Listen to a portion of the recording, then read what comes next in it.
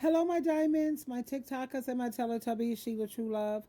How many times have you experienced people who you thought were your friends, and sometimes it's even family members?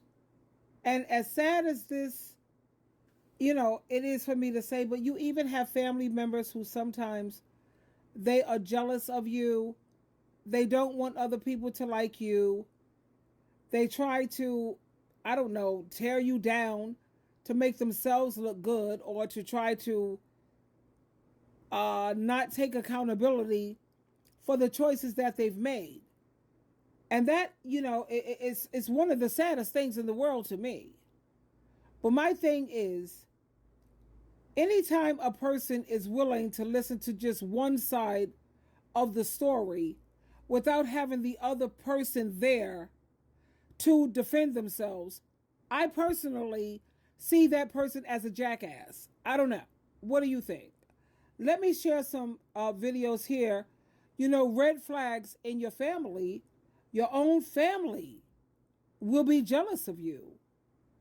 If you Your own family will be jealous of you because everybody look at you. When you come on the scene, nobody pay attention to them. They're looking at you. That bad energy, nobody want that. That good energy, they want that for real. And like I said, only a fool would just listen to one side of a situation. And I'm so sick and tired of you have these adult children who's always playing the blame game when it comes to their parents. Well, let me share this with you. Here's the epitome of both irresponsibility and victimhood. It's blaming your parents for your situation in life as a grown-ass adult. I don't know who needs to hear this, but your parents have nothing to do with your lack of motivation, your poor self-confidence, whatever negative habits you may have, your health or lack of it, your career failures, your relationship failures, your anger, your loneliness, your fears. The only purpose for you. And that is so true. Your parents have nothing to do with your loneliness. It has nothing to do with your lack of confidence. That's something that you have to work on.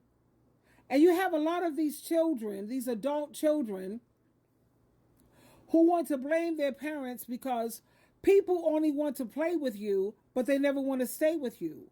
They can't seem to maintain healthy relationships.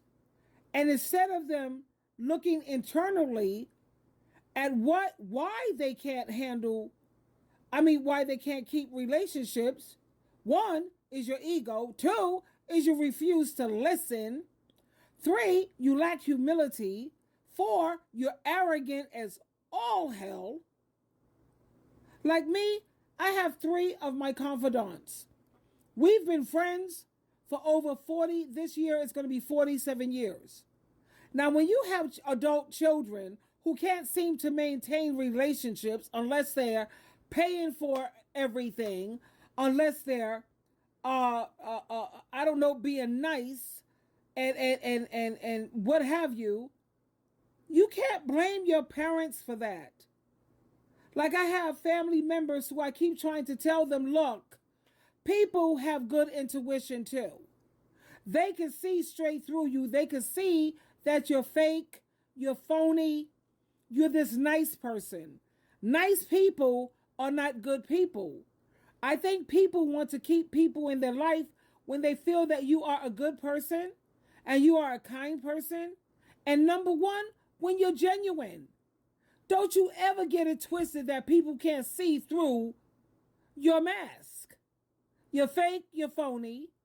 Things that happen to you with your peers and things that men have done to you. Now you want to use your parents as the punching bag. And you want to act like, oh, it's because my parents this and I was lacking in that and I didn't have a daddy and all of this nonsense.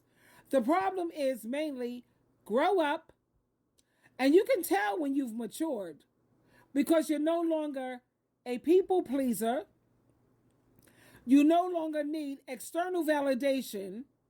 Internal validation is more than good enough. God and Christ and yourself, that's when you know you've matured.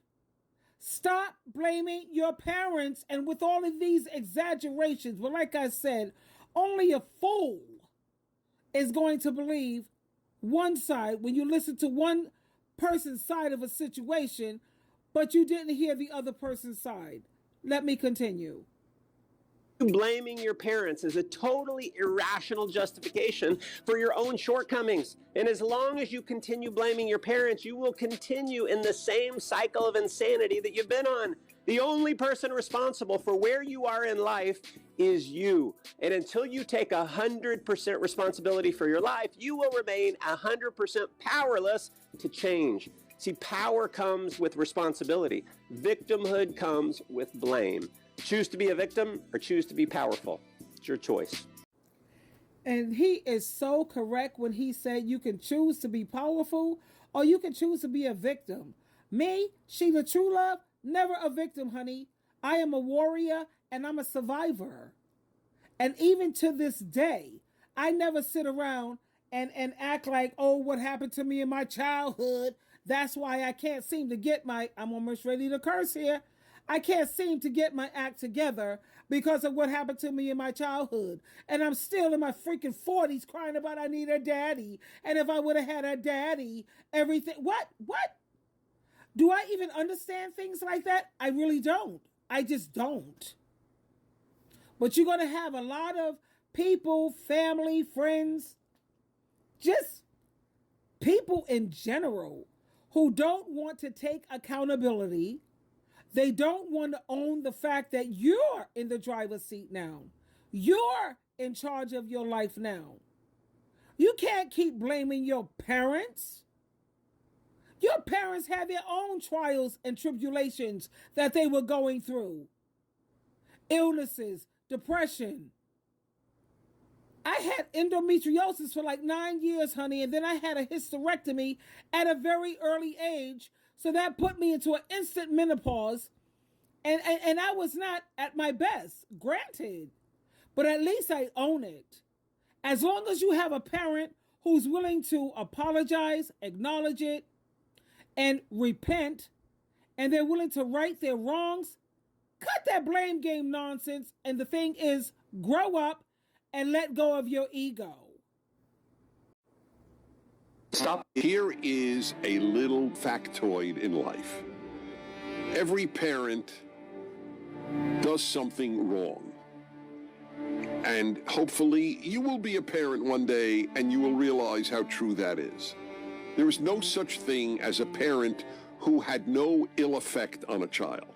It doesn't exist. Now, if you were abused, God forbid, especially sexually, for example, or you were beaten regularly, and I don't mean even spanked, beaten regularly, then yes, I understand that you might consider yourself a victim. Although I know a woman, I'm going to say I know her very well, but I don't want you to think it's my wife. It isn't my wife, but I know this woman extremely well.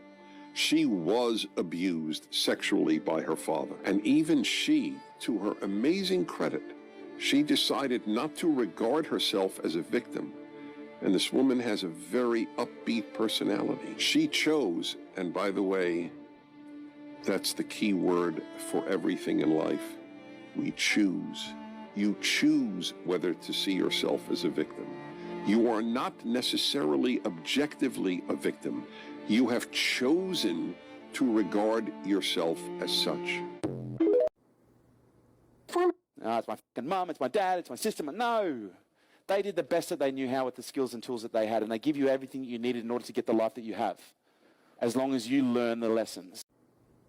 Sometimes people blame everything on their parents. It's all the influence. I'm like this because of them. I'm like this because of my friends. I grew up in this environment. I had nothing to do with it. Yeah, it's constant. And that leads you to victimize others and hurt others. Your parents teach you, and you should manifest the best of your parents and manifest what you wish you would have seen from your parents in some cases. So Ibrahim channeled to his son, Ismail, what he didn't get from his father. If anyone would have had an excuse to be a bad father, it would have been someone with a horrible whose father threw him into a fire? Humiliated him despite the best intentions from him. Ibrahim didn't use it as an excuse. An amazing father to his children. I'm from this culture. I'm from that culture. I'm from, this is how we are, right? Or these are my... Exactly. Stop blaming your parents, honey. That's what I'm trying to say. You're in the driver's seat. And anybody who believes anything they hear without hearing both sides, you're a jackass. Have a good day. Twinkle, twinkle, twinkle.